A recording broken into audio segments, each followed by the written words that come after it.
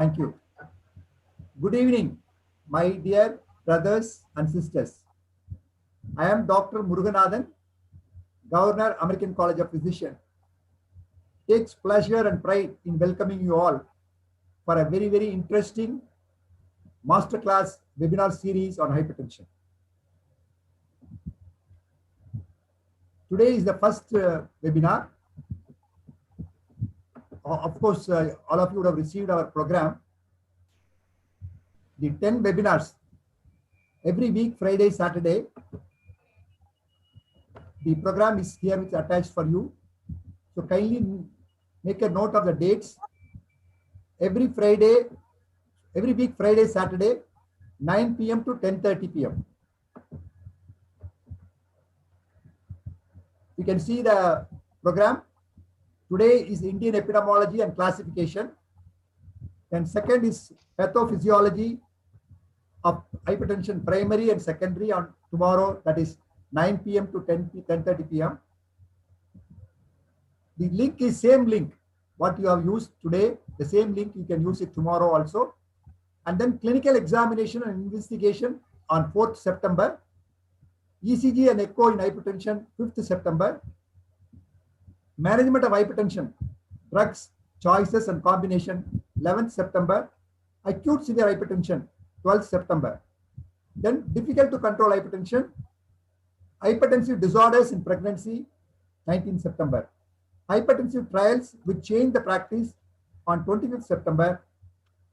The last webinar is Conquering the Silent Killer, Hypertension Clinics and Concept of Hypertensionologists on 26th September, 9 p.m. to 10:30 p.m.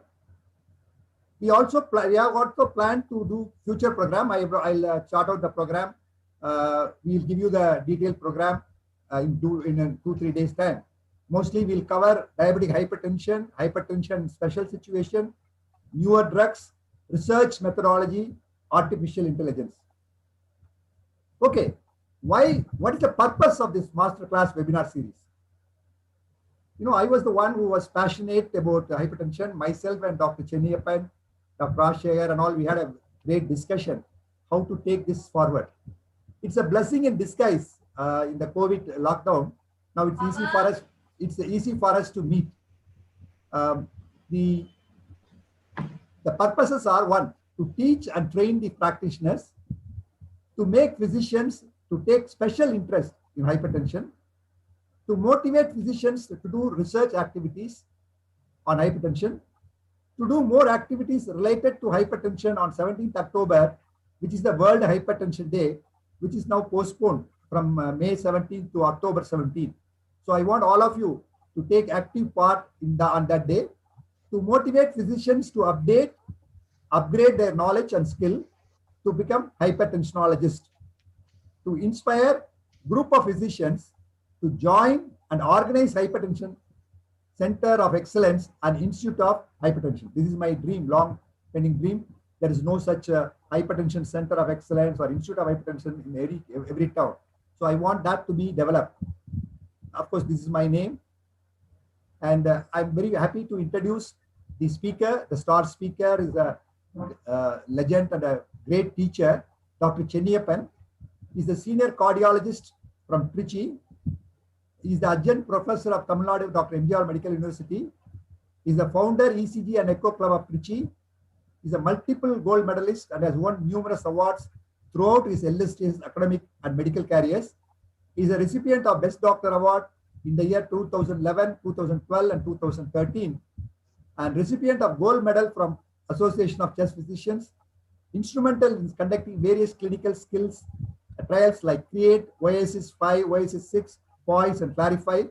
He is the master teacher, has various publications in nationals and internationals index journals. He is a very popular teacher. He has visited almost all the medical colleges, and most of the postgraduates know him very well, and they have a great fan circle for Chenniyappan. And Dr. K. Pancholia is the cardiologist and HOD Medicine Clinical Preventive Cardiologist, Aryan Hospital, RC Indore. He was the organizing secretary of first CSI Heart Failure Conference, recipient of BC Roy Award and Charak Award by MPIMA, recipient of Excellence in Cardiology Awards by National IMA, recipient of Special Award by Association of American Cardiologists of Indian Origin in Chicago, speaker in WCC 2014 Melbourne, 2016 Mexico, and 2018 Dubai, and speaker in ESC Congress London 2015, ex-associate editor Indian Heart Journal, currently convener of RHD Council of CSI, regularly writing chapters in the textbook of cardiology and cardiology updates.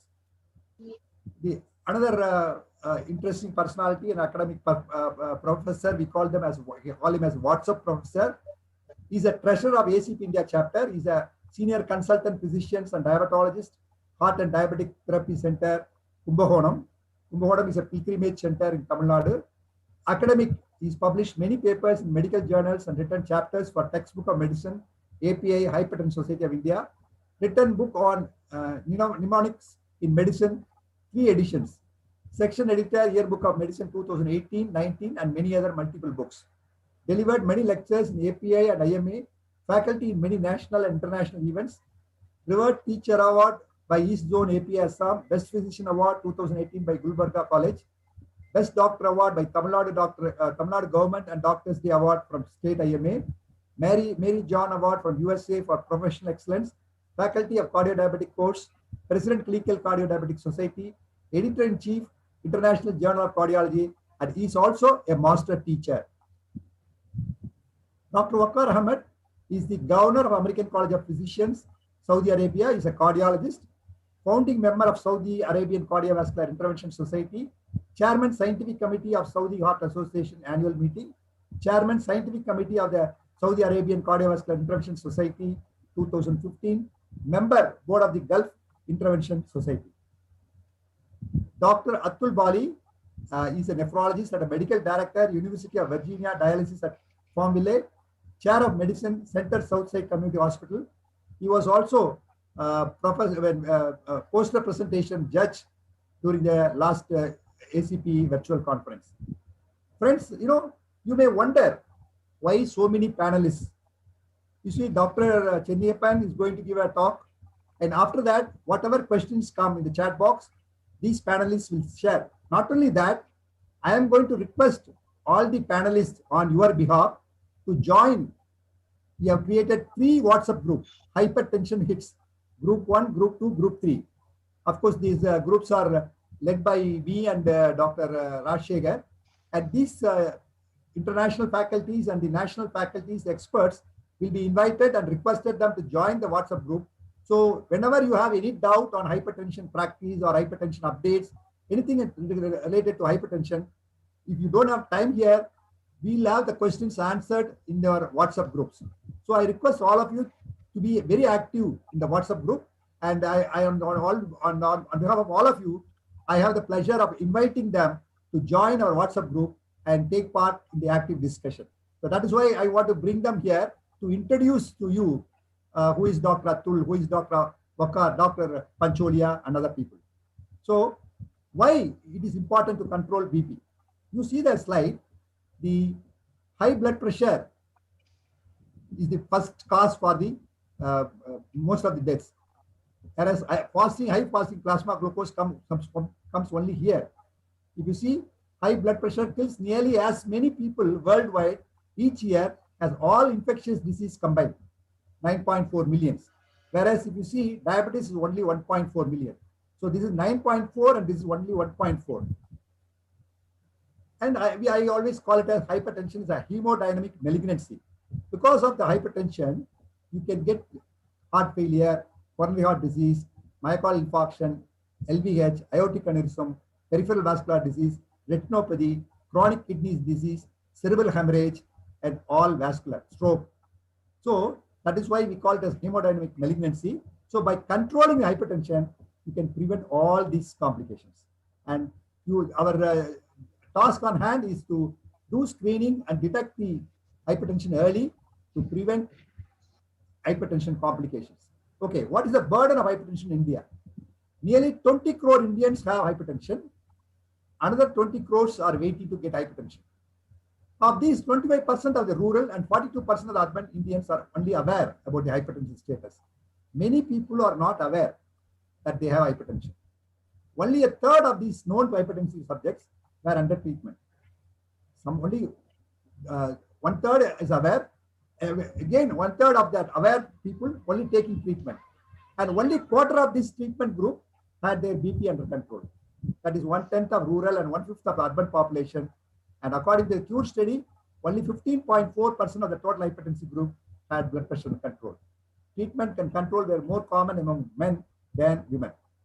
What is the economic burden? If you see the annual income loss from non-communicable disease in India was 251 billion, and hypertension alone has contributed 43 billion, and it is a leading cause of hospitalization and outpatient visits, and it is a leading cause of absenteeism at workplace. Then I just want to give a small comparison of hypertension versus diabetes. The crude prevalence of diabetes and hypertension has been reported to be diabetes is 7.5% and the hypertension is 25.3% respectively. According to the Global Burden of Disease study in 2016, diabetes and hypertension accounted for 3.1 and 16.7 of total deaths in India respectively. So diabetes is 3.1, 5 times more because of due to hypertension. Moreover, diabetes accounted for 10 million disability adjusted life years, while hypertension accounted for 39.4 million dialysis in the same year. Hypertension accounts for 57% of all stroke mortality, 20% of all coronary artery disease, and 21% of peripheral vascular disease. Approximately 75% of adults with diabetes mellitus also present with hypertension, which could subsequently exacerbate the overall morbidity and mortality. Another fact is, any hypertensive patient has got tendency or a chance of developing diabetes 2.5 times more than normal. Same way, a diabetic has a tendency or a risk to develop hypertension 2 times more than a normal people. So the message is, any hypertension, you look for diabetes, any diabetes, periodically check for hypertension. Presently, there are more diabetologists in India, comparatively very few hypertension specialists. You also will know, if you see the number of diabetologists in your town, in your state, in your headquarters is much, much more than very few hypertension specialists. So we want to promote hypertension specialists, and we want everyone to focus on hypertension. The benefits of various interventions of cardiovascular events. By lowering HbA1c by 1%, you reduce 2.9 cardiovascular events. By lowering LDCl cholesterol by 1 millimole, you reduce 8.2% cardiovascular events. And lowering systolic blood pressure by 4 milli, you reduce by 12.5 CV events by 200 patients. That is why we need more hypertensionologists. Okay, everybody says hypertension is a silent killer. But ladies and gentlemen, my brothers and sisters, we cannot be silent. We cannot be silent. We must make some noise and we must do something. In fact, myself and Chennipan, about 7 years back, we started E-Hypertension Academy. We covered all the points of, basics of hypertension, and we have conducted so far more than 500 to 800 CMEs. And I also promoted home blood pressure monitoring. Nearly 10,000 home blood pressure monitoring we could donate with the help of sponsors. And then we released Manual 1 hypertension volume, and then periodical hypertension beats newsletter we released. And then recently we released the hypertension manual, second edition. And this is very important, which I want to show. Every one of you are interested in hypertension, but unfortunately, please note, nobody does periodical calibration, and nobody has 3 size cups. If you go to any clinic, there will be only 1 cup. So I request all of you, it's not very costly. So buy 3 sizes, different sizes for obese people, for thin people, for children, and also periodically you calibrate.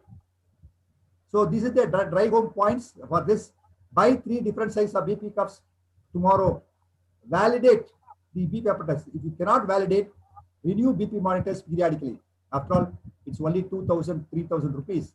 When you can renew your automobile every 3 years, 6 lakhs, 8 lakhs of worth of car for 3 years, every 3 years, why can't we renew BP monitors periodically if you cannot validate?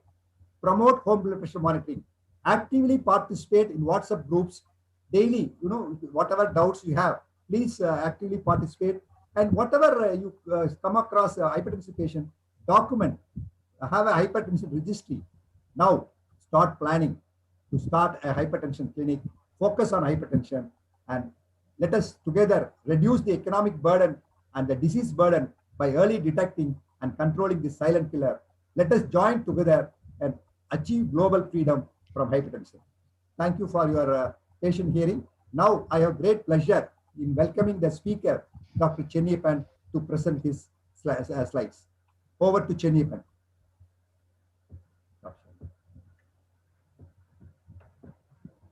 Chennappan, ready? Yes.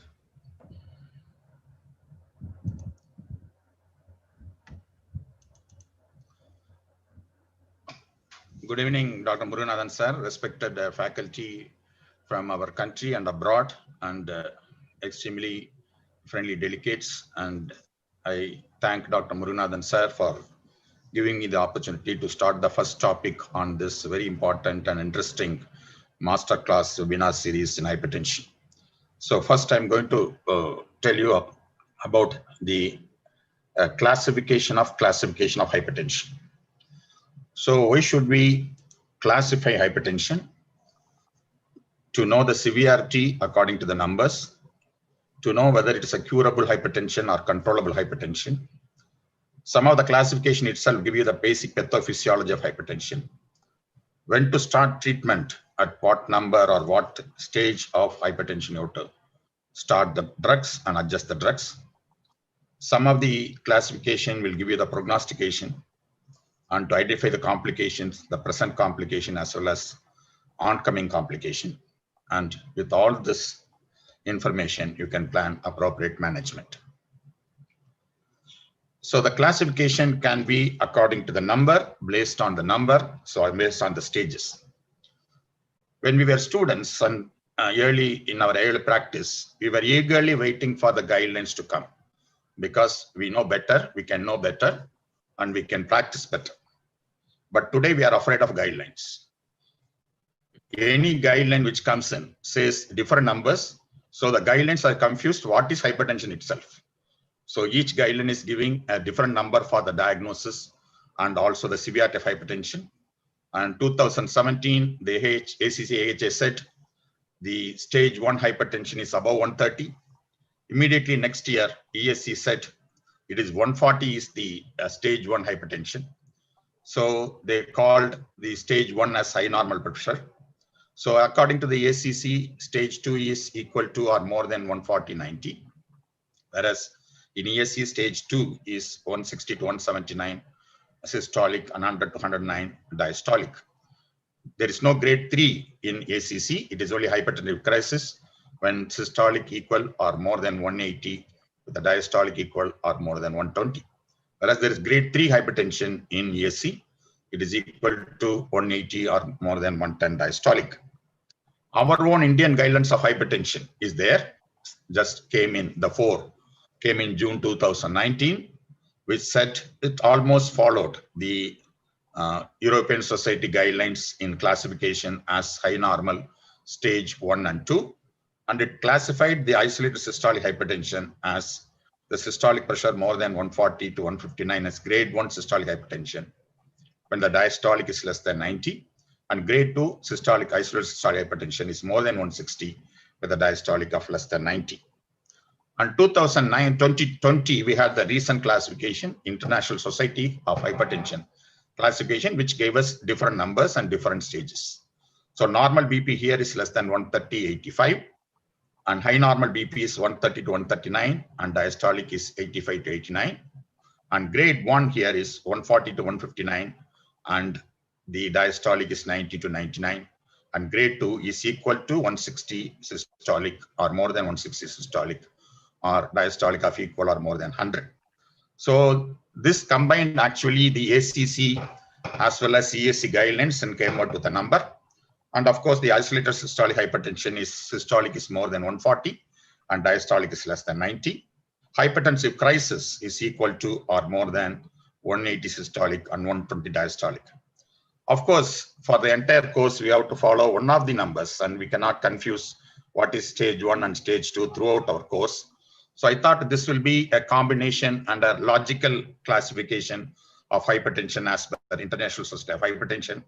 I think it is better we stick on to these numbers to define what is high normal, what is grade 1, and it is also grade 2, very simple, and so that we can remember the numbers easily and stage accordingly. So this is what I thought we'll use as our numbers and stages based on the number classification for this webinar. Then based on whether it is systolic hypertension, systolic and diastolic hypertension, or isolated diastolic hypertension. So isolated systolic hypertension we have already defined as systolic more than 140 in the presence of diastolic pressure less than 90. Long back, WHO graded this into 3 groups. Now we have the Indian guidelines have graded into 2 groups. It can be anything above 140 up to 180 is grade 3. And according to Indian guidelines, it is 140 and 160 as grade 1 and grade 2. So it is you look at the basic pathophysiology of isolated systolic hypertension. It is primarily due to increase in cardiac output in the young, and it is because of augmented aortic stiffness or loss of aortic elasticity in the elderly. Then there is an entity called isolated diastolic hypertension, which is very rare. Most often it is in the young, isolated increase in peripheral resistance. And here it is defined as systolic BP of less than 140 and diastolic pressure of more than 90 according to the JNC 7 criteria. So prior studies suggest the isolated diastolic hypertension is more common in younger individual, associated with the future systolic hypertension, but generally not associated with a greater risk of atherosclerotic cardiovascular disease. But one exception to this rule is that first time you detect a diastolic, isolated diastolic hypertension in the elderly of more than 65 years, then you must suspect a secondary cause of hypertension in that particular individual. Then we come to the classical systolic and diastolic hypertension, which we have graded. All the grades of hypertension, we have said it is systolic and diastolic hypertension. And the next hypertension, the fourth hypertension we have is a hypertension with a high pulse pressure. Here there is increase in systolic pressure and lowered diastolic pressure, which has increase in pulse pressure. This is a most dangerous form of hypertension. Increase in systolic and lowering of diastolic pressure, high pulse pressure, hypertension. So if you look at this very old study, Mr. Fit study, according to this study, you can see that according to the type of hypertension, you have the prognosis. The worst prognosis is going to happen. This is as far as coronary heart disease death per 10,000 persons. The most dangerous hypertension is increased systolic and lowering diastolic. High pulse pressure hypertension is the most dangerous, followed by combined systolic and diastolic hypertension. You can look at the mortality here. And third is going to be the hypertension. You can see that here systolic and diastolic. Here you can see that isolated systolic hypertension. And fourth is in that order of the prognosis or the risk is isolated diastolic hypertension. So this is important to know how the hypertension is systolic, isolated systolic, isolated diastolic, systolic and diastolic, and isolated diastolic. So this is what I told you. The understanding this classification has immediately told us which hypertension is going to be the most dangerous, which hypertension is going to be the least dangerous. So if you look at the age and the prevalence of different types of hypertension, as you go from younger people to the older people, in younger people, the isolated diastolic hypertension is a little bit more, followed by isolated systolic hypertension is a little less, and most often you have systolic and diastolic hypertension. As the age advances, during middle age, you can see there is a significant middle age, you can see the significant increase in systolic and diastolic hypertension as well as the systolic hypertension. And in the elderly, there is a significant decrease in isolated diastolic hypertension, very huge increase in isolated systolic hypertension, and little bit decrease in systolic and diastolic hypertension. The big message, as Dr. Muruganathan put here, is in any age group, and in any type of hypertension, the people who have controlled hypertension is very less. So this is the whole idea about this webinar. Then we come to whether it's a primary hypertension or a secondary hypertension. Primary hypertension is most often controllable, not curable. Lifelong assessment and control. It is usually diagnosed in middle age. It presents as systolic and diastolic hypertension more commonly, or maybe in young people, it may be an isolated diastolic hypertension. In elderly, systolic hypertension is more prevalent and more difficult to treat. As we have already seen, the most dangerous blood pressure is high systolic pressure and a low diastolic pressure. Whereas secondary hypertension is most often curable, most often. So the common causes I want to remember, as because Dr. Rajasekhar is here, I cannot say any mnemonic. But anyway, to my part, I have developed a mnemonic to remember the common secondary causes of hypertension as CROPT. C for chronic kidney disease, R for renovascular disease, O for obstructive sleep apnea, P for primary hyperaldosteronism, E for ethanol, and D for drugs. So the CROPT, if you remember the CROPT, most often 85 to 90% of secondary hypertensions will come in this group. The uncommon causes are likely to be pheochromocytoma, Cushing's, all endocrine causes of thyroid, hypo and hyper, coactation, primary parathyroidism, adrenal hyperplasia, and syndromes other than melanocortical syndromes, other than hyperaldosteronism and acromegaly, or there are causes. So most of the thing, the first step in the treatment or the approach to hypertension is to say whether I have a curable form of hypertension or I have only controllable form of hypertension. And third, depending upon the place, whether the hypertension is in the clinic, in the house, or in the working place. So one thing which has not changed over last 100 years is our sphygmomanometer and the clinic blood pressure recording. So this is what we have been doing for years together, although our life has changed from this type of the family meetings to this type of isolated people who are looking at their monitors for WhatsApp and Facebook. But this mission has not changed for the last 100 years, and we continue to rely upon the measurement of clinic blood pressure for our adjustment, treatment of hypertension, as well as the preventing future complication of hypertension. It is very practical, and it is very important to know that many of the clinical trials done, which has shown that the antihypertensives can reduce future mortality and morbidity, are done with clinic blood pressure recordings. And of course, there is one more newer clinic BP recording has come in, especially in the trial of SPRINT. There, they kept the patient in a particular room and connected an automatic device. And after this device is connected, the device, everybody went out of that room, and device waited for 5 minutes, then recorded 3 blood pressures at 1 minute interval that were averaged to provide the reported value. So the purpose of this is to rule out what is going to be, I am going to tell you subsequently, the white coat hypertension. BP by this unobserved method are 7 to 10 millimeters mercury lower than the conventional blood pressure. So the target itself is different for the automated clinical BP recording, which is used in SPRINT. So of course, today's hypertension management is not complete without knowing the knowledge of out of clinic blood pressure recordings.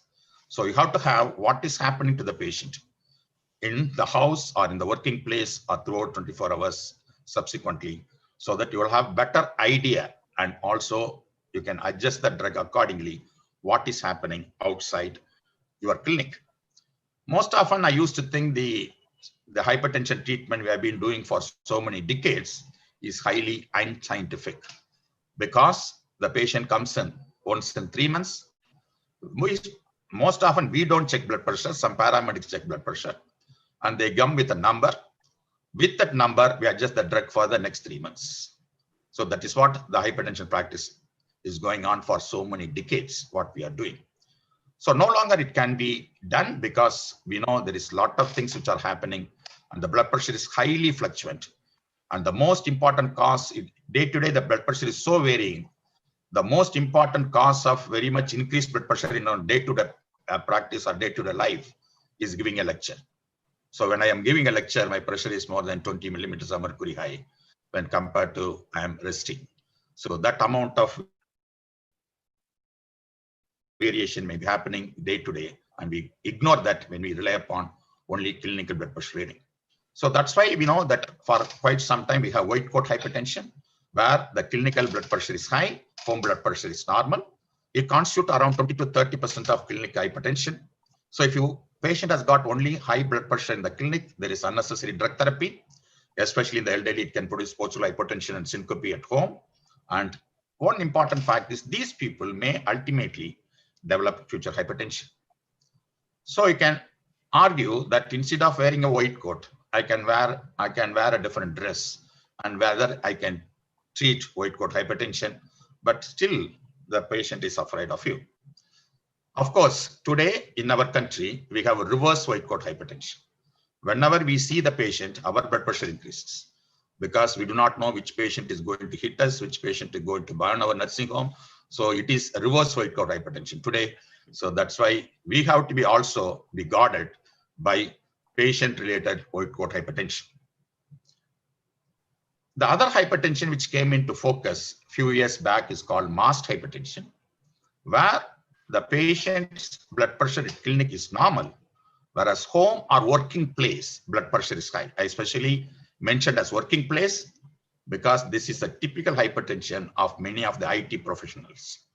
People work around the clock with a lot of tension, with time gold activities, and also irregular food, fast food, drug abuse, substance abuse. And these are the people who enter into their office, undergo enormous stress, and develop high blood pressure. When they come to your clinic and see you, they are so relaxed and their blood pressure is normal. Whereas when they go to the office and see so much of stress in the office, their blood pressure is very high, and when they come to you, the blood pressure is normal. And especially when the patient enters the home and sees the major risk factor in the home, the blood pressure increases. So either the home blood pressure is increasing or the blood pressure increasing in the working place is called MAST hypertension. And most often the MAST hypertension is not diagnosed if you rely upon only the clinical blood pressure reading. It constitutes about 10% of general population, and it is there about 30% of treated hypertensive patients. You think your clinic blood pressure is normal, you are nicely controlled the blood pressure, but his blood pressure would have been high in working place or in the house. It is higher in diabetes and chronic kidney disease. 1 out of 3 treated hypertensive patients has got MAST hypertension. Prognosis of MAST hypertension is not like white coat hypertension. It is going to be the same, if not worse, as sustained hypertension. More dangerous is it is not diagnosed. The only clue to diagnose a MAST hypertension is that when you have unexplained target organ disease in the presence of normal blood pressure in your clinic, you must suspect MAST hypertension. In previous years, when you have unexplained left ventricular hypertrophy, we used to diagnose hypertrophic cardiomyopathy. But today, if you have unexplained left ventricular hypertrophy, first thing you have to rule out is MAST hypertension.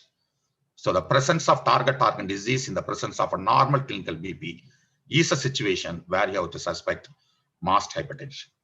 So that's why we have the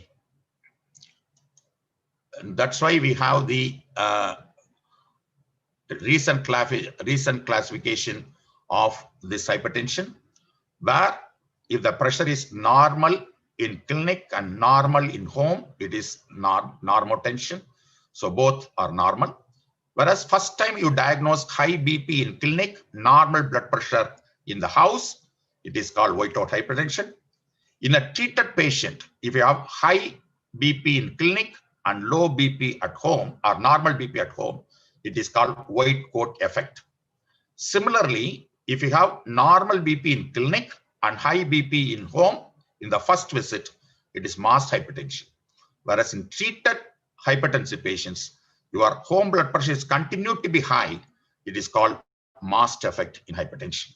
Of course, sustained hypertension there is no home, clinic, and BP difference. So depending upon, then we come to the day of the hypertension. As I told you, the hypertension varies in a significant way throughout the day.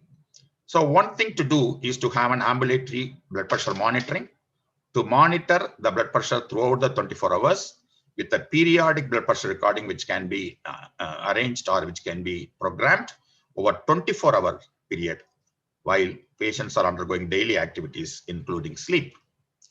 And we have different numbers for out of clinic blood pressure recording. So what is happening is the 140/90 of your clinic blood pressure is equivalent to 135/80 of home blood pressure. That means anything more than 135/85 in your home blood pressure monitoring is likely to be hypertension. So when you look at the ambulatory BP monitoring, daytime ambulatory monitoring is like home BP monitoring, 135/85. Average 24 hours ambulatory monitoring is 130/80, and your nighttime blood pressure is 120/80. And as I already mentioned, in clinic, automated BP has got a different reading of 135/85. So there are different numbers for depending upon where the blood pressure is recorded. So this classification is based on where the blood pressure is recorded and what time of the day the blood pressure is recorded. So as I told you, the 24 hours BP monitoring is, you can see how much the systolic and diastolic is varying.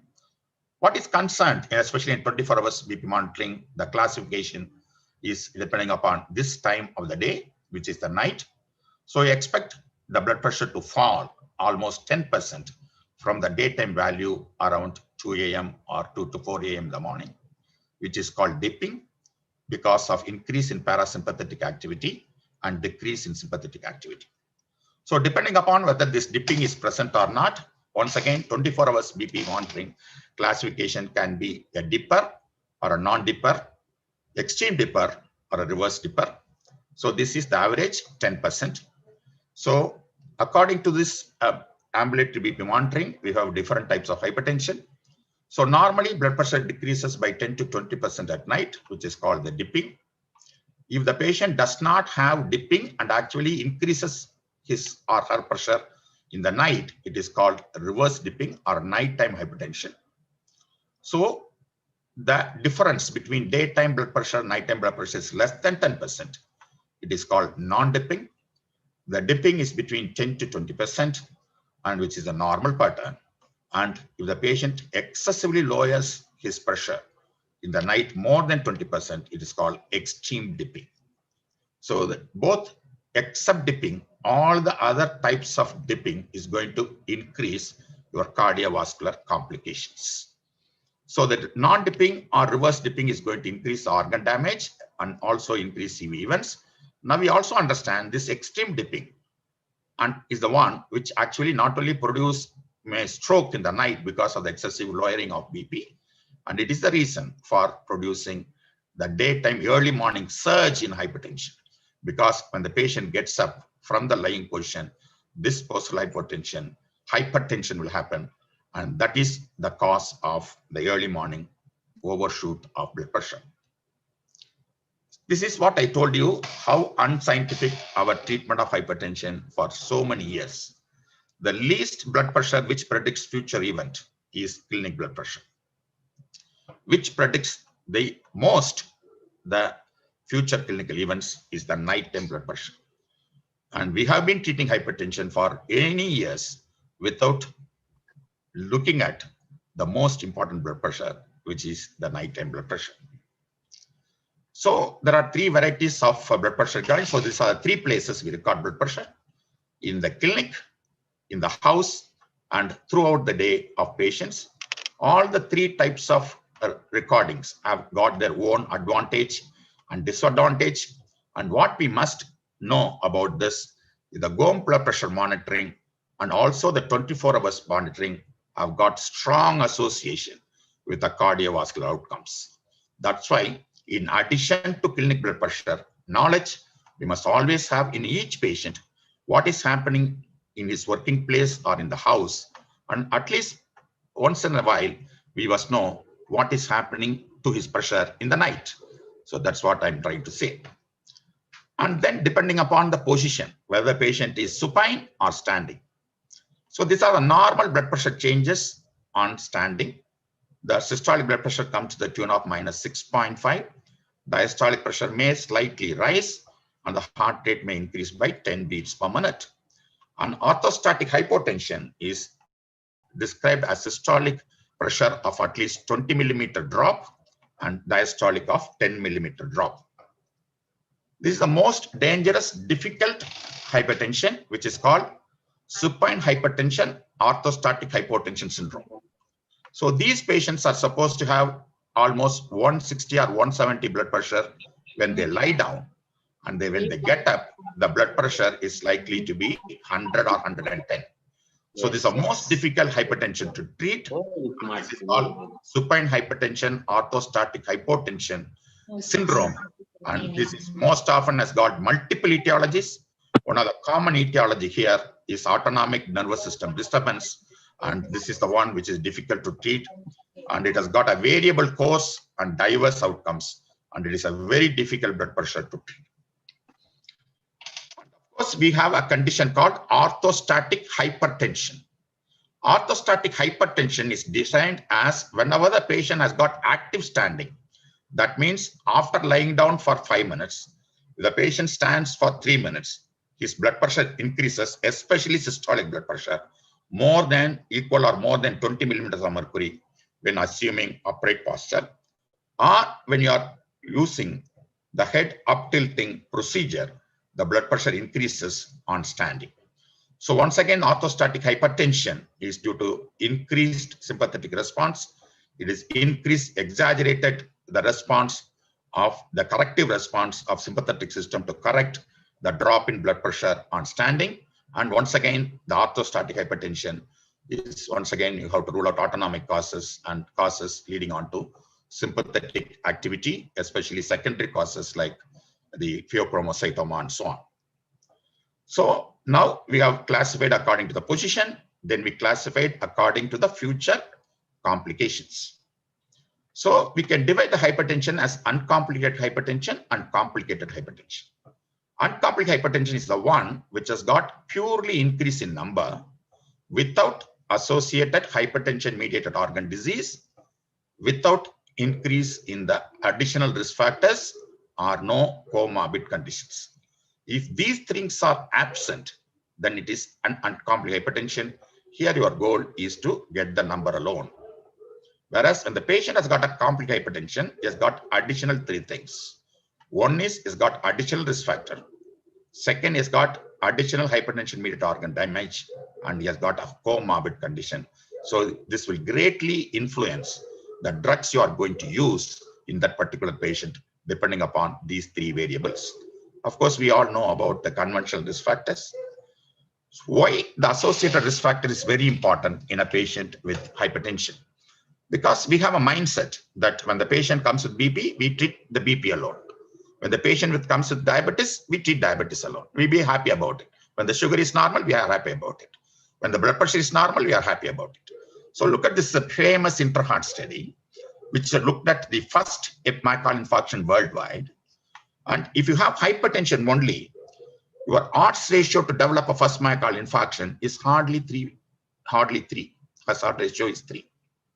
Whereas for the same number, let us say this patient has got 150, 100. For the same number, if the patient is going to have lipid abnormality, diabetes, and smoking, in addition to hypertension, when all the 4 are present, the odds ratio to develop future myocardial infarction for the same number is 64. From 3 to 64 for the same number, which is influenced by the additional risk factors. So that's why the treatment of hypertension is not treatment of numbers alone. You have to look at all the other risk factors the patient has, and holistically, you control all the risk factors, then only you have the good cardiovascular outcome. Then we look at 5 important hypertension mediated organ disease in the brain, in the form of CVA, infarct, hemorrhage, or TIA, various grades of hypertensive retinopathy, coronary heart disease, hypertrophy, heart failure, arrhythmias in the heart. albuminuria, nephropathy, reduced GFR, and chronic kidney disease in the kidney, peripheral vascular disease, aortic aneurysm, dissecting aneurysm on the vascular side. So if the patient has got any of this organ damage in addition to any stage of hypertension, what's saying is prognosis is bad. So this is the beautiful study from European Society guidelines for many years now. So it said, for example, this is high normal blood pressure as far as our definition is concerned, stage 1 hypertension as far as ACC is concerned. If this patient does not have any risk factor, his chance of developing future myocardial infarction or stroke is in the next 10 years is less than 15%. For the same pressure, if the patient has got hypertension mediated organ disease in the form of LVH, associated comorbid as CKD, or associated risk factors diabetes, for the same number, his chance of developing future myocardial infarction is 30%. So that's why the risk doubles depending upon your associated risk factor, target organ damage, or comorbids. So simply to remember the comorbid conditions you may have come across, which makes the hypertension complicated, is the most important one is sleep apnea.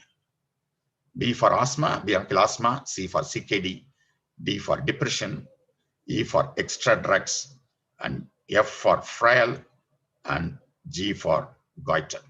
So always look for 3 things. What is associated risk factor the patient has got, whether the patient has got a hypertension mediated organ damage, and third, what is the comorbid conditions, and also what other drugs the patient may be taking. Because many times the drugs taken for the comorbid conditions may be producing the high blood pressure. And second thing is your drugs may be exacerbating your comorbid conditions. That's why it is very important to have the knowledge of comorbid conditions. Then presentation, especially acute presentation of hypertension. Whenever the patient has got blood pressure of more than 180 systolic equal to or more than 180 systolic equal to or more than 120 diastolic is supposed to be in hypertensive crisis, which can be divided into hypertensive urgency or hypertensive emergency. Hypertensive urgency is a patient walking into your office or clinic without any acute clinical organ damage or acute clinical organ presentation. So he has got mild headache, he's got mild giddiness. But if you take the blood pressure is 220 or 120 or so on. So this patient is supposed to be in hypertensive urgency. That means he's got the number, but not the acute clinical problem. Whereas the same number, the patient presents acute pulmonary edema, acute CVA, acute kidney injury, or dissection, or an eclampsia or a preeclampsia, this patient is in hypertensive emergency. So this patient should be immediately admitted in intensive care unit, and what we have to treat this patient will be intravenous antihypertensives. Whereas here, you can treat them with oral antihypertensives. Here, you must bring down the pressure over 24 hours. Here, depending upon the condition, you may have to bring down the pressure within minutes or hours. And of course, previous terms we used to say as malignant hypertension and accelerated hypertension.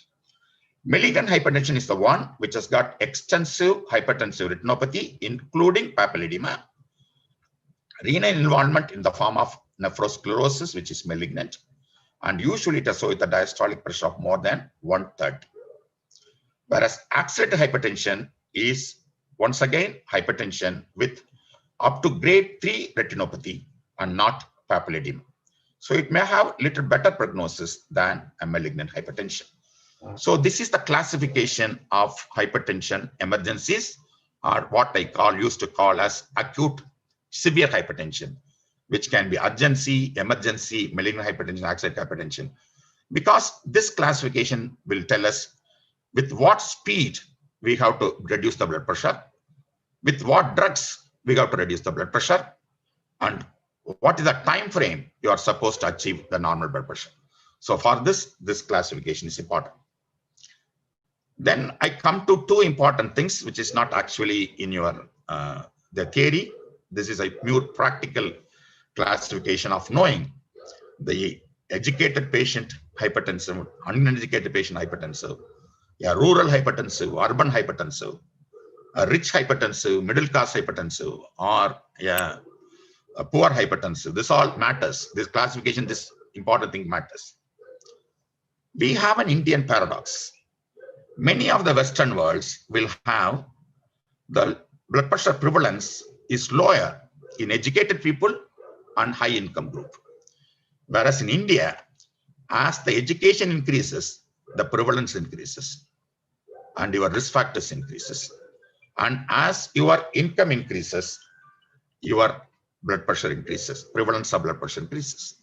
This is the Indian paradox. The more educated we are, the more richer we are likely to develop hypertension because of our abnormal lifestyle. So that is why it is no longer true like a Western population. It is only the uneducated people, poor people who do not have any knowledge about the disease develop hypertension.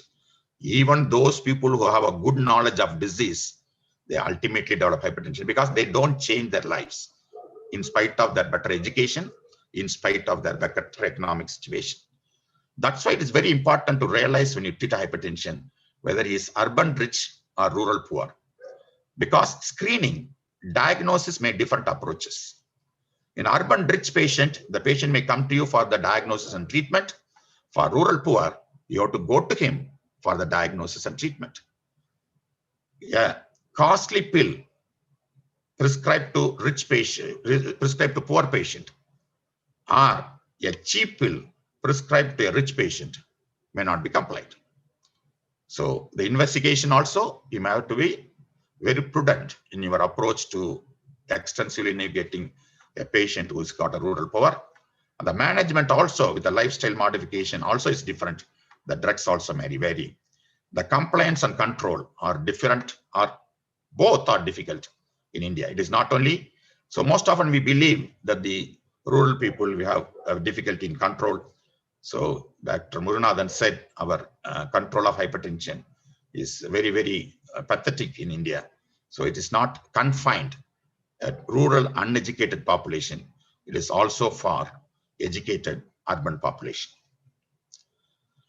So the classification confusion likely to be the classification of hypertension is not according to number alone, not the type of hypertension alone, like systolic, diastolic, and so on, not the etiology alone, like a primary or secondary, not the place alone, clinic, home, working place, or so, or 24 hours, and not the time alone. It is not only a morning pressure or a nighttime pressure. It is not only the future risk depending upon complicated or uncomplicated hypertension. It is not only the body position, supine hypertension, or an orthostatic hypertension, and also not the presentation acute hypertension, emergency, urgency, malignant, accelerated, not only the location education, and also the socioeconomic status alone, but the classification of hypertension should include all of these parameters to understand the patient better, to understand the disease better, and to plan a particular drug better. I'm not sure with all these numbers and so on, you're like this now. So anyway, I thank you for your patient listening.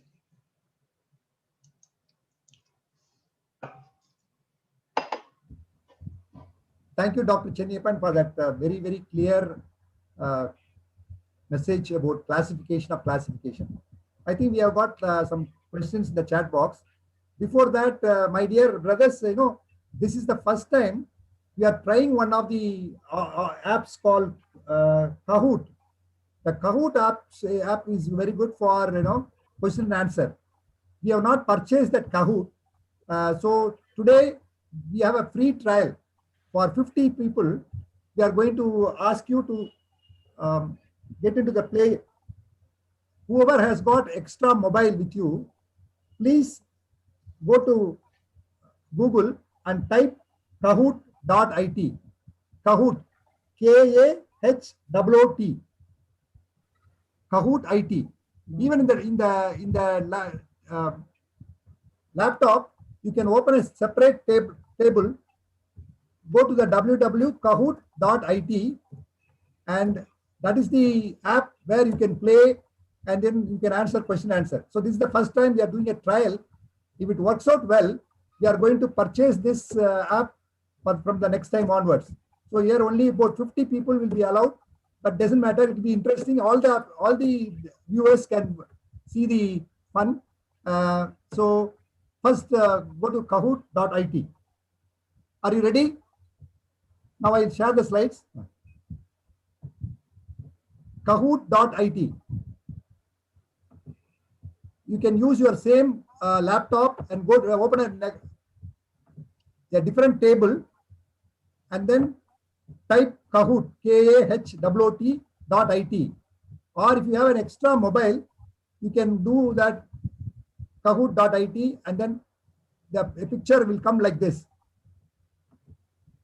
And once you are ready, we can start the quiz program. And you know, this is the pin for the game, 5806649. Those of you who have opened that Kahoot, it will ask the game pin. The game pin is 5806649. Is it clear? So I think some of you have already opened Kahoot. Can you all see that? And this is the pin number, 5806649. You enter the pin and then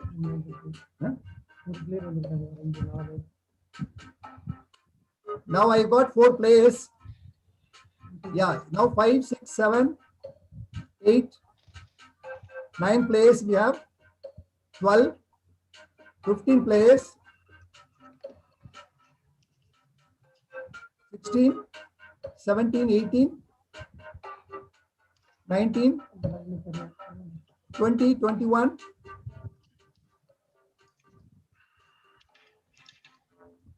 22, 24, 26, 28,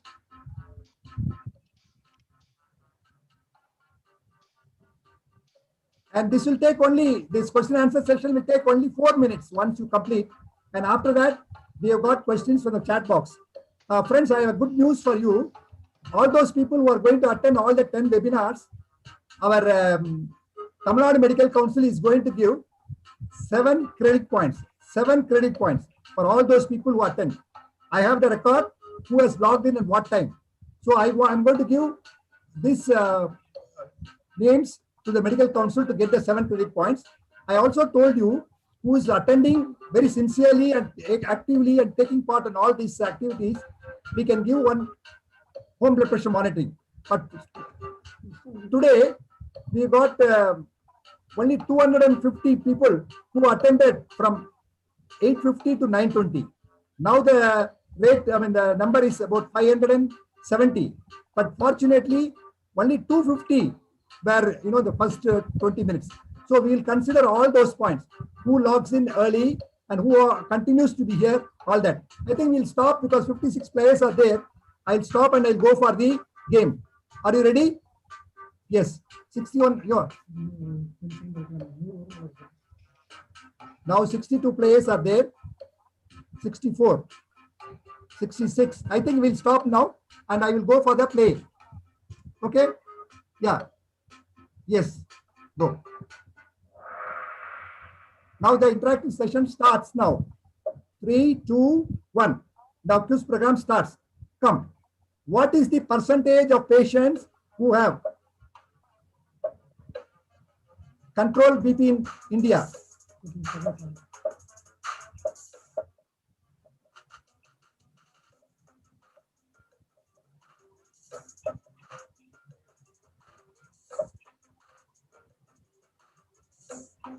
Okay. Yeah. Now, second, the scoreboard. Yeah. Now, the patient has a BP of 140/90. According to ESC guidelines, he is in high normal BP, stage 2, stage 1, stage 3. Your time starts now. Whoever answers first will get more marks. The person who gets in first will get more marks. The same right answer, 2 different people will get 2 different marks. Yes. What is hypertensive crisis? Your time starts now. Only 20 seconds.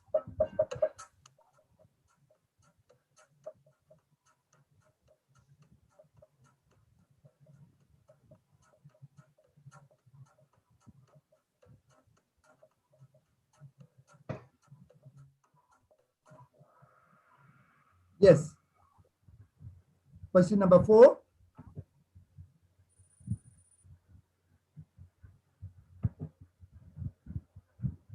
Which is the most dangerous hypertension? Isolated systolic, systolic and diastolic, isolated diastolic, or high systolic and low diastolic?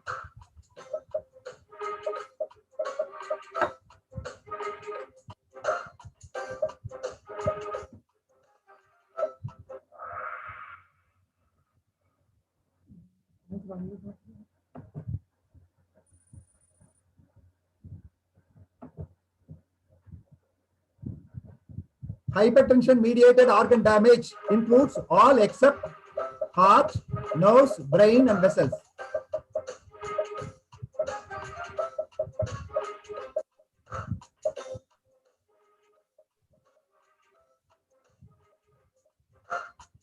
Very good.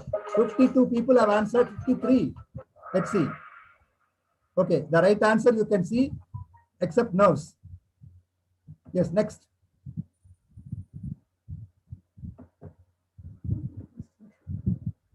And which is more dangerous? Moderate elevation of multiple risk factors or severe elevation of a single risk factor? Wait. Very nice, very nice. 25, 32 have answered. 33, 37. One more second. 39, 40 answers. Good. The answer is moderate elevation of multiple risk factors.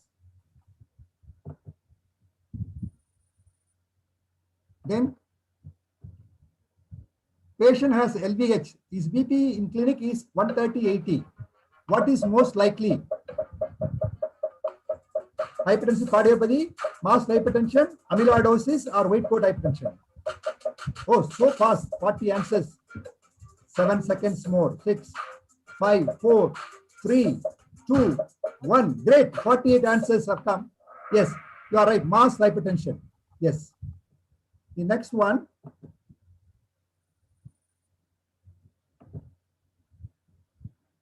Patient's first high BP is 170, 110. You must rule out white coat syndrome. Yes or no? Very easy. Yes or no? Wait.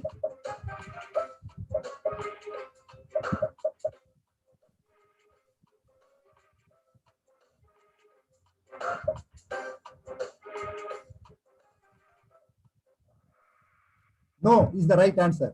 Yes. 2 more questions.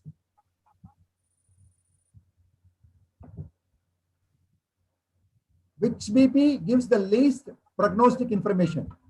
Nighttime BP, early morning BP, clinic BP, or even?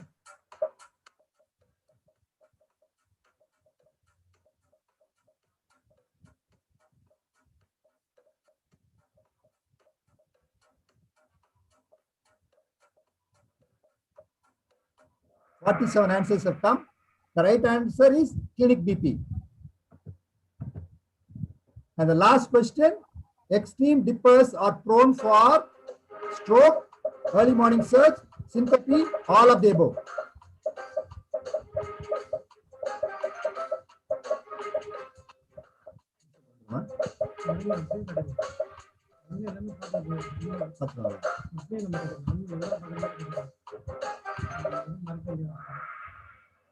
All of the above is the right answer.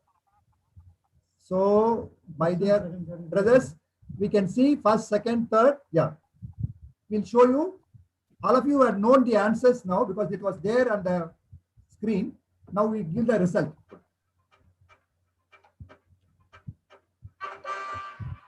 Om 4565 5252. Atul Bali 5959.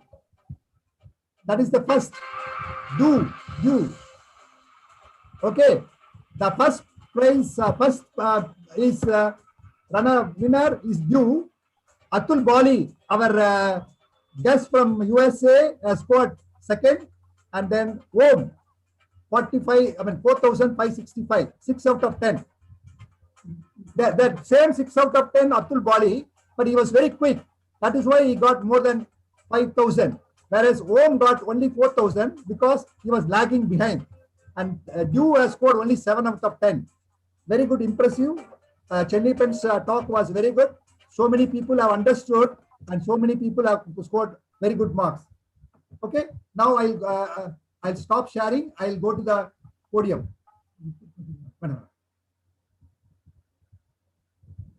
Okay, I think we'll go. Okay, we'll go back to the podium. Okay, I hope all of you enjoyed this quiz program. Correct. Now we'll go to the questions now from the panelists. Chennipan, did you like the question answer? Chennipan? Rajshekhar, did you like the question answer, Rajshekhar?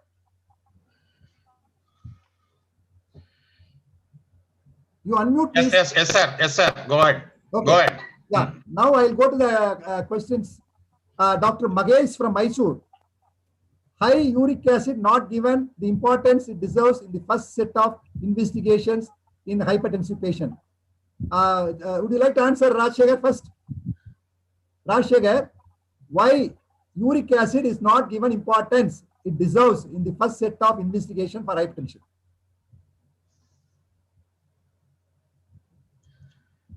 Unmute.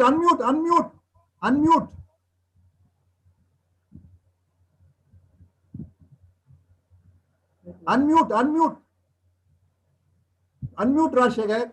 Well, I have unmuted, but automatically it gets muted. Okay.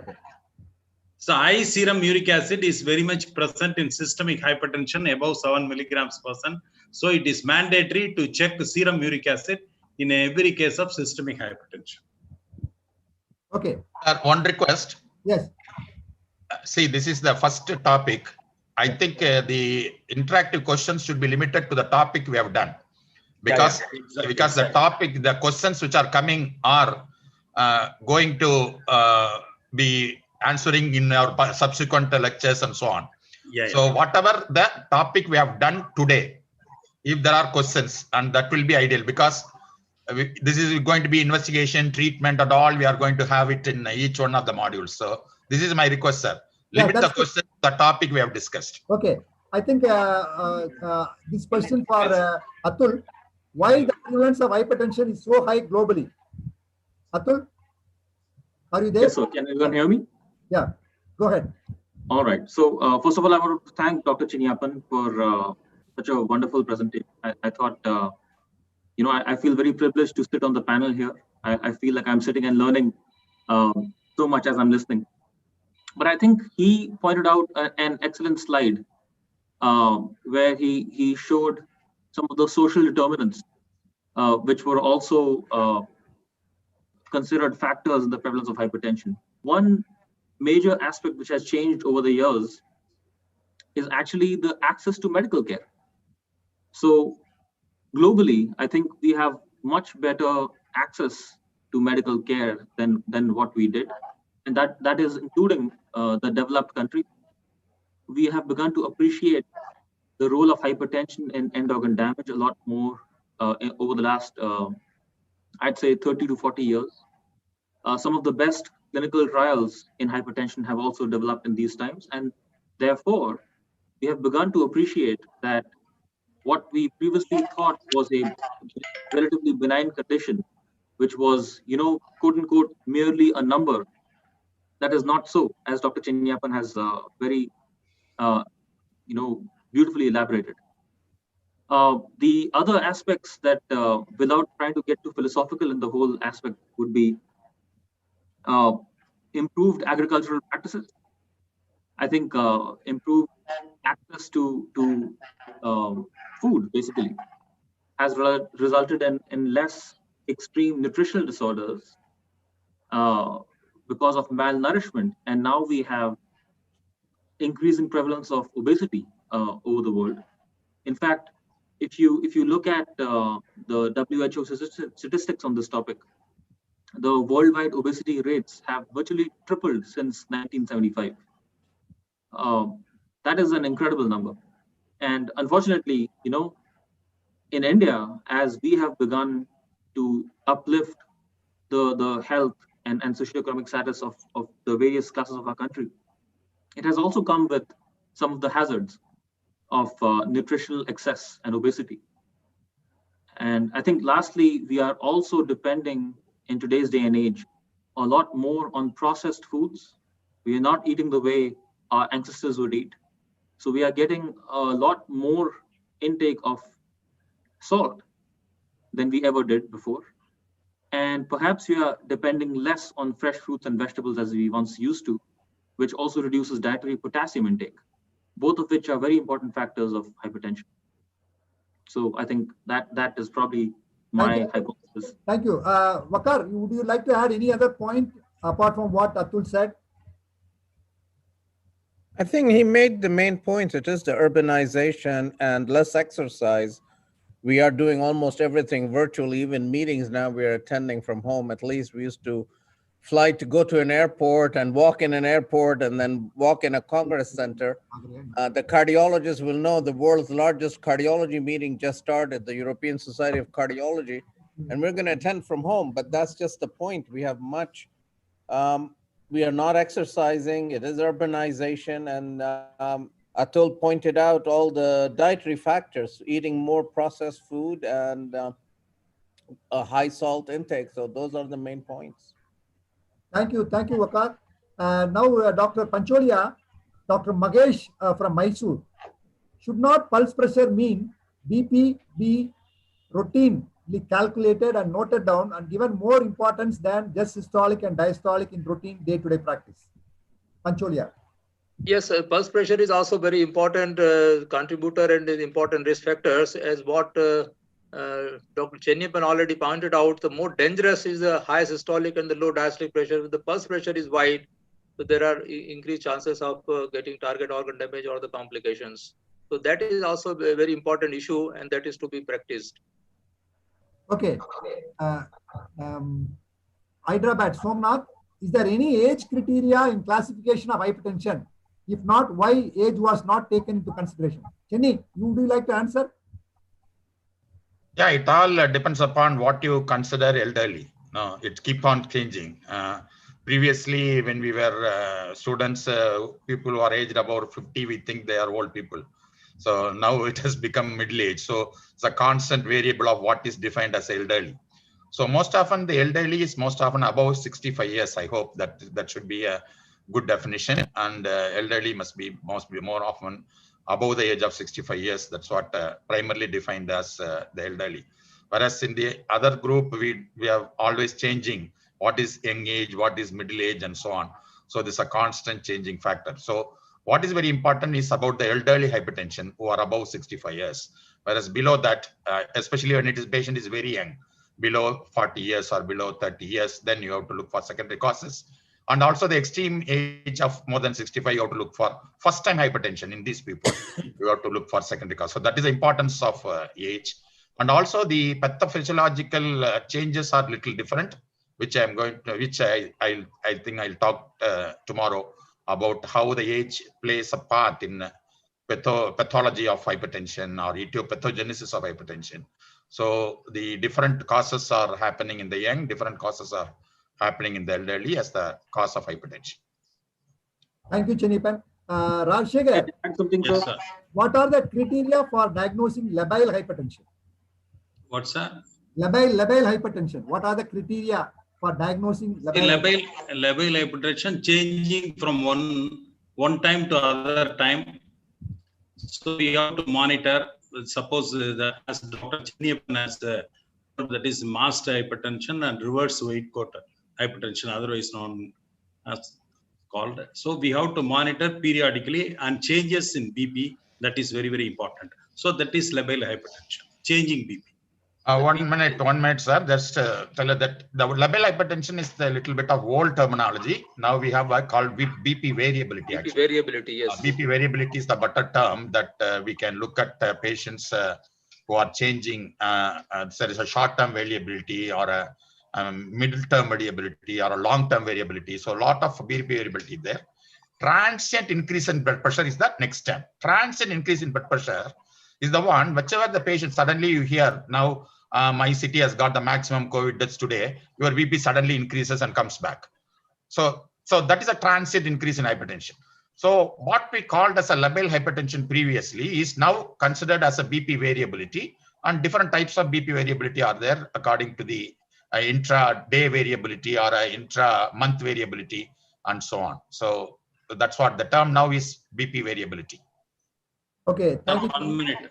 Yeah. As Dr. Chennappan has told, it is almost concurrent with the glycemic variability, with the blood glucose changing from time to time. So as he said, it is an old terminology. Yes, I do agree. So it's almost like glycemic variability. Okay, thank you, Rajshekhar. From Lansan from Mangalore. Some of my MBBS teaching faculty were firmly against usage of automated sphygmomanometer. Sir, how reliable would you rate this? Any one of the panelists, international panelists, Atul or Waqar, would you like to take this question? I can take this question. I think the ACC AHA 2017 guidelines talks a lot about the measurement technique and how measurement technique itself has to be something that we must practice. And I suspect that Dr. Kolako, I seem to remember that name from the poster presentation, so I know that he has done well there. So Dr. Kolako, being a younger colleague of ours, I think the MBBS teaching faculty likes to inculcate good practices. You must learn how to accurately measure a blood pressure using a manual device, because at some point you might find yourself sitting in your own private practice clinic instructing your staff to check blood pressures for you. And if you don't know how to do it properly, then you're likely going to misinform your staff members who are lesser trained than you. I think as far as the accuracy of the device is concerned, no, these automated blood pressure devices are actually of pretty good accuracy. In fact, more and more, we have been doing studies on automated office blood pressure measurements, which basically means that to reduce the impact of the so-called white coat effect of the clinician or the nursing staff member checking the blood pressure directly, we basically leave the patient alone in the room, and the patient is instructed to place their arm in the device. They press the button themselves. And we have found that there are surprisingly significantly lower measurements of systolic and diastolic blood pressure observed in the automated office BP readings. So to sum it up, basically, measurement manually, I think, is a good practice to understand how to do it correctly during MBBS, but automated devices are not inferior as such. Okay, Atul, I'm very happy. You seem to remember all these students, Now you become very popular also among students. Very good, Atul. That's good. You remember that name also. Good. The next question is, where do we place supine hypertension and upright hypotension in the classification? What are the causes? Anybody, any panelists can take, otherwise I'll ask Chenny to do it. Yeah, I'll do it. This is a very typical syndrome, supine hypertension and orthostatic hypotension. Its most common cause is autonomic failure, actually. So the failure of the compensatory mechanisms which will come in. It may happen in Parkinsonism plus or any autonomic neuropathy like diabetes mellitus and so on. So the treatment part is most difficult rather than the cause of it. Treatment part is most difficult because it all depends upon where you are going to have, for example, in the morning, you are going to have orthostatic hypertension, and the night you are lying down, you are going to have hypertension. So what people have done is to give a stocking or some compressive devices in the morning and give a small dose of antihypertensive in the night so that both have been taken care of. So in this way, they are trying to treat the orthostatic hypotension when the patient is upright in the mornings and is going to have a supine. And people said that you have to sleep with a little bit of backrest, don't lie down flat. So with a little of backrest, you have to take, and you have to take the antihypertensive in a small dose of antihypertensive in the night. And most often in the morning, you can wear a stocking or take frequent small food rather than a big food, because big food once again can precipitate a postprandial hypotension. So place your food very frequently, small scoops with the frequent intervals and so on. So that is primarily it is seen in patients with autonomic disturbances, and this is the type of treatment they advocate, and it's very difficult to treat. Thank you, Dr. Cheniappan. Dr. Wahid Hassan from Kolkata. What is the ideal method to check BP in a patient with atrial fibrillation? Waqar, would you take that question? Sure, I can take that question. With atrial fibrillation, it depends what they have available. If they have a professional automated equipment, I think I would go with that. If not, then manual blood pressure measurement is fine. My main concern about the non-automated machines is a lot of patients here, at least, can buy in pharmacies small machines to measure blood pressure. They cost almost nothing, $25 to $50, something that in America they sell in CVS, and they have been very inaccurate. So I have my patients bring the machine to the clinic, and then we can calibrate with our own machines. And if they're completely inaccurate, I tell them, please don't use those machines. Okay. Prakash Govindaswamy from Salem. Which is an ideal sphygmomanometer for clinic measurement? How to validate periodically our sphygmomanometer? Anybody? Pancholia, can you take this question? Well, now the recommendation is for the this aneroid BP instrument, not the mercury instrument. As a recent guideline by the Indian Hypertension Guideline 4, they have clearly endorsed that this mercury sphygmomanometer not to be used because of the toxicity related to the mercury, and they are endorsing more in favor of this aneroid BP instrument. How to validate periodically? Pancholia? Okay, I will take this question. You see, periodically validation should be done, especially aneroid means 6 months once, and the other one is 1 year once. But many people ask me, where do I go? I tell them, go to Chennai, go to Calcutta, go to something. They say it takes time. So I told them, instead of doing validation again and again, you buy every year one BP monitor.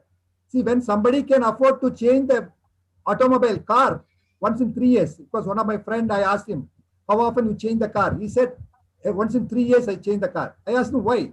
Because my car will get repair again and again. So I want to avoid, so I dispose once in 3 years. When you can buy 6 lakhs rupees of a car once in 3 years, 2,000 rupees of monitor you can buy periodically every year.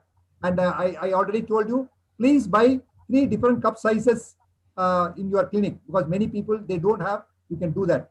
Now, Dr. Panjat Saudri, Ghaziabad, does everyone whose office blood pressure is more than 140/90 subject to ambulatory BP monitoring or home BP monitoring would be sufficient? Anybody? I'll take that. See, that's what I put the question, but I did not answer in my talk. I thought I must have a question which I have not told, so to test your own knowledge. So whenever a patient comes with the 160, 110, that means you have to come, you need not go for the other things like home BP monitoring to confirm white coat hypertension. Any pressure above 160, 110 in your clinic, just 15 minutes gap, you check again. So it is continued to be 160, 110, start treating. So in those people, there is no question of going for home BP monitoring to confirm or exclude white coat hypertension. Whereas they are between the mild 150/90 to 150/100, and you think that the patient is anxious or patient, you can assess the patient. Then of course you can always exclude white coat hypertension. So it all depends upon what number you get on the first visit. So it's very high, it's going to be stage 2. There is no question of confirming it by home BP monitoring or an ambulatory BP monitoring. So the indication to do an ambulatory BP monitoring is at least I feel that, so all the things we have told you, when you suspect white coat, when you suspect mast, when you suspect that the patient's working place is very stressed. So all this you can do 24 hours whenever you suspect. But the main idea of the ambulatory BP monitoring is the only one which gives you an idea about nighttime blood pressure. So my advice is at least once in a year in your own hypertension patients, it is better to do a ambulatory BP monitoring at least once in a year routinely to know about what's happening in the night and so on. Of course, in resistant hypertension, you must do an ambulatory BP monitoring when you are pseudo resistance or a true resistance. You must do an ambulatory BP monitoring to know about the pattern of hypertension or the events which are precipitating hypertension and so on. So that's it, sir. Thank you. Dr. Anita Nambiar from Cochin. How to know dipping, non-dipping, reverse dipping without ambulatory blood pressure monitoring? Pancholia? Is there any way without ambulatory blood pressure without monitoring? ambulatory? Yes, so this is night dipping or reverse dipping and all that can be detected only by the ABPM. We cannot do it by the home blood pressure monitoring. So Okay. ABPM is must in these situations for detection. Okay.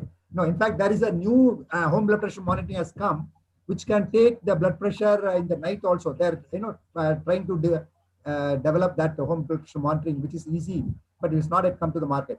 Okay, Dr. Nigal Sharif from Salem. Is there a difference when measuring blood pressure among different types of devices like aneroid, mercury, and digital ones? Is there so-called gold standard device? Waqar, would you like to take this question? You unmute, yeah. Yeah, no, right now, the Android devices and the electronic devices are both pretty much equal. In fact, my clinic, we don't have any more of the older devices. So we have only the automated electronic devices. But you're right, you could be working somewhere where electronic devices are not available and you need to use the Android devices. So I would use whatever the device that's available to you in your setting and depending where you are. Okay.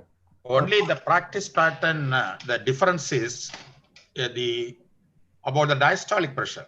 So when you do it manually in your stethoscope with Coraco's sounds, your diastolic pressure is likely to be a little higher than the oscillatory method BP monitorings. They always little bit of low diastolic pressure because of the sensitivity of the detecting disappearance of Coraco's sounds is much more better electronically than your ears. So that's why in a clinic, so this is a mild difference I always find when the patient comes with the home BP monitoring and we measure. They always say that diastolic is 70 or so on, but when you measure the diastolic, it will be 80 like that. So that's what I found practically between these two methods. These two methods are completely different. They are oscillometric methods, and what you hear is your own Coraco's sounds by your ears. Okay, thank you, Chinipan. Dr. Rajashekhar Parthasarthi from Trichy. What is the significance of tracking the blood pressure from childhood, school records for screening and early diagnosis of hypertension?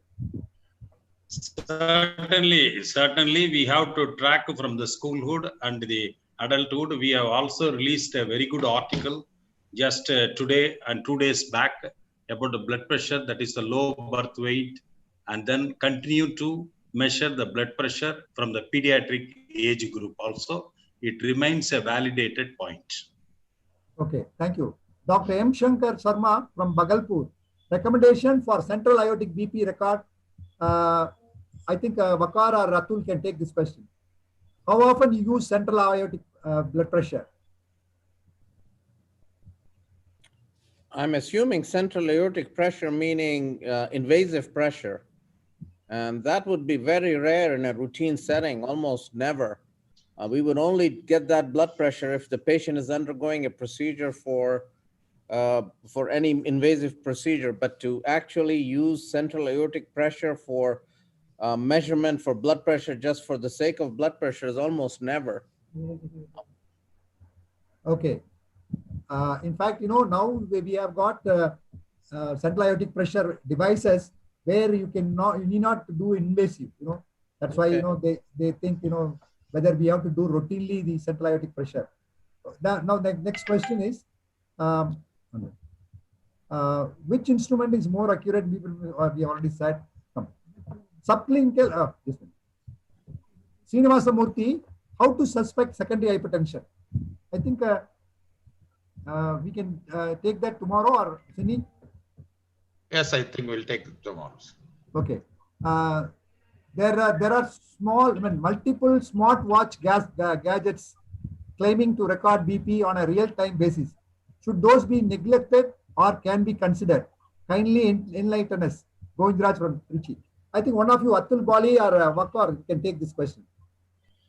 Do you use smartwatches for recording the blood pressure? I think that's a very interesting question, because the more savvy patients get, the more access we have to technology, the more likely we are to encounter this question in clinical practice. I think the best way to answer that question will be that we don't have sufficient data to suggest that these are accurate.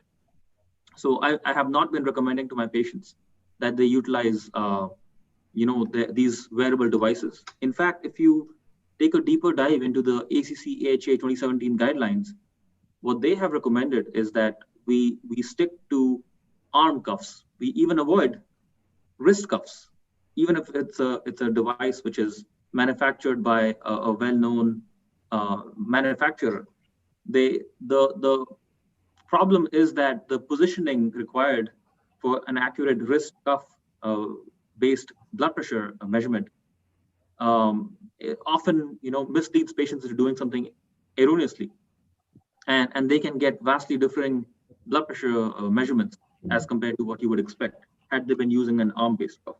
So to sum it up, I recommend patients get a validated blood pressure device with an appropriately sized arm cuff, and avoid wrist cuffs, and completely disregard these wearable devices, because these have not been validated.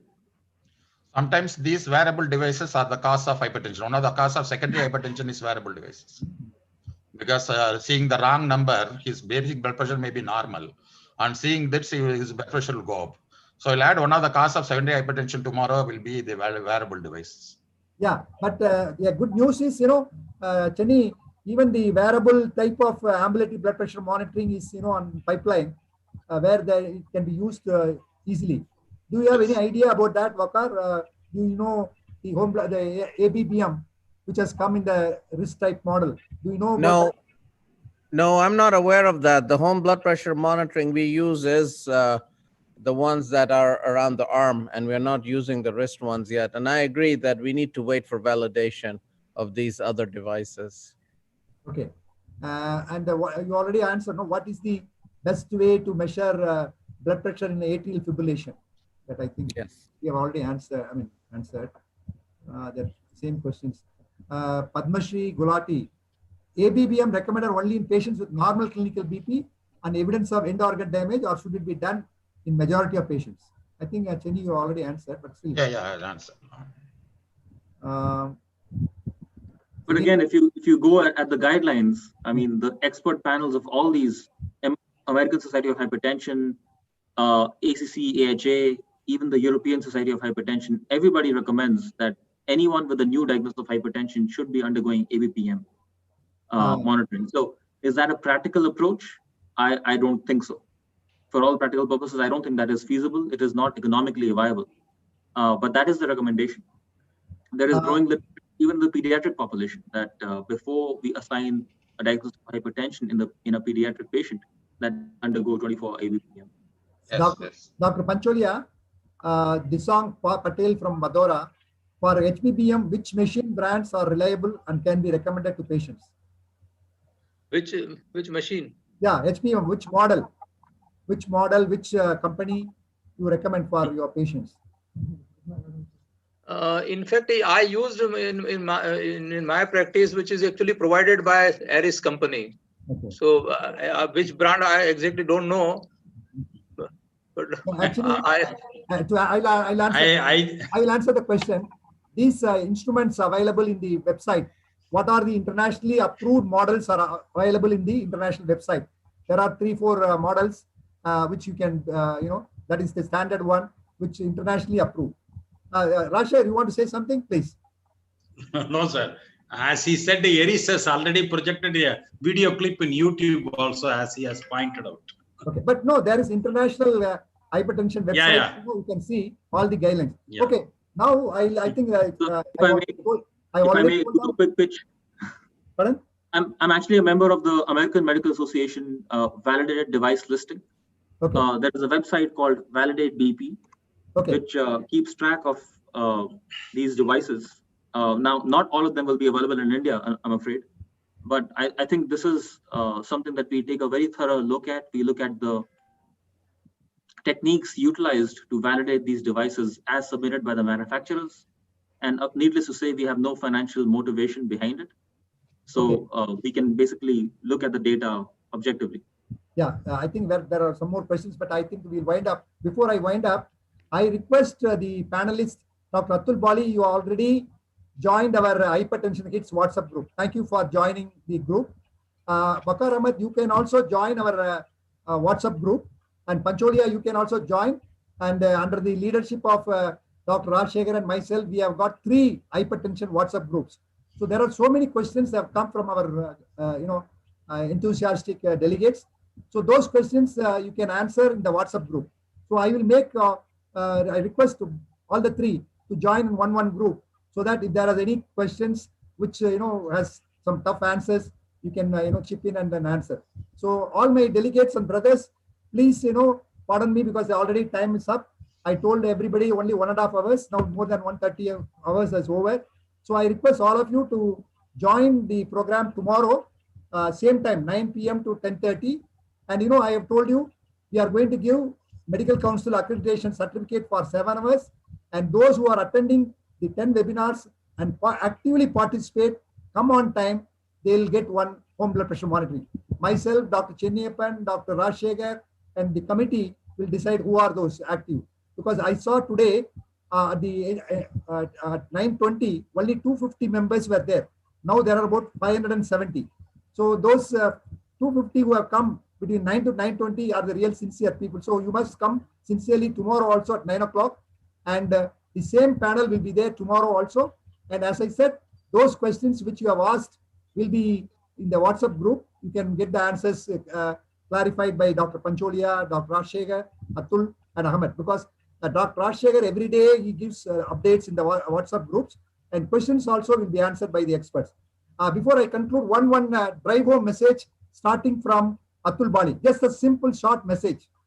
What do you think about hypertension clinic and hypertensionologist? Well, I am biased because I am a certified hypertension specialist. I think I'm as passionate about this topic as my senior colleagues here. Yeah, very important aspect that we can really change a patient's life with. Yeah, because I'm more worried since my childhood. I mean, since my physician after I took over, I started hypertension clinic in '82. From that time onwards, I was seeing only diabetologists. They know how to have more centers and excellence, etc. But hypertension specialists are not that much. So that is why we have chosen this topic and this webinar. Bakar, any message for these delegates? One message before we wind up. I think one message is for them to pay attention, and everybody, all physicians need to know hypertension, how to treat hypertension. That's my main message, because the return on investment is huge over long periods. You started in 1982. My grandfather died at an age that was younger than I was because of a cerebral bleeding and hypertension. So I think everybody needs to know how to treat hypertension. Yeah, thank you. Dr. Rajshekhar, your message, one simple message. Yes, sir. For all patients, irrespective of their condition, medical conditions, whether fever or anything, they must be screened for a simple, non-invasive blood pressure measurement. This is my humble request to all medical practitioners. Thank you, sir. Rajshekhar. Thank you. Dr. Pancholia? All the physicians should be aware of the hypertension and should plan the treatment accordingly. And there should not be any physician inertia for the managing the hypertension in the clinical scenario. Yes. Last word from Chennappan. The most important aspect of the hypertension treatment is taking blood pressure yourself with a good apparatus, correct apparatus, with the correct technique, and by yourself. That is the first step in managing hypertension. Correctly record the blood pressure and learn to record the blood pressure correctly by yourself, and don't depend upon others' blood pressure in the treatment of hypertension. So that should be the first message for the day. Okay, thank you. My last word, I request all of you to be very active in the webinar as well as WhatsApp groups. And as I requested you, go back, buy 3 different cup sizes, and also promote home blood pressure monitoring, get a validated BP apparatus, or renew periodically. With this, I again remind you, tomorrow, 9 p.m., we are going to meet and then talk about the pathogenesis of hypertension, both primary and secondary. The same panel will continue, and the speaker will be Chenniyappan, and I will be the moderator to do this. In the meantime, if you have any questions, please post those questions in our WhatsApp group. And before tomorrow, all these questions will be answered by Rajshekhar, Pancholia, Atul Bali, Ahmed Wakur, and myself, Chenniyappan. So thank you for your patience hearing up to 10:30, 10:40. And I thank IPCA for organizing and supporting this program. And IPCA also has promised all of you a BP app. They will provide you a BP app, and we will do the judging, and whoever wins the home blood pressure monitoring, we will deliver it to your place. And you will have to be actively involved, come on time, take part in the discussion, and attend all the 10 webinars. And as I said, after this 10 webinars, again, we'll have another course of hypertension webinars. Throughout the year, we'll have an active hypertension webinars. And by the next year, I have to see more than 100 people at least to take the hypertension specialists or hypertension clinics. Swami Vivekananda said 100 youngsters. I want 100 youngsters taking this hypertension also and win the battle. So thank you very much. Thank you, IPCA. Thank you, Johnny. Thank you, Johnny and team. And thank you, Dr. Rajshekhar, Pancholia, Dr. Atul Bali, Dr. Wakur Ahmed, and of course, Dr. Chenniyappan. Meet you tomorrow. Until then, good night. Take care. Stay safe. And salute to the COVID warriors.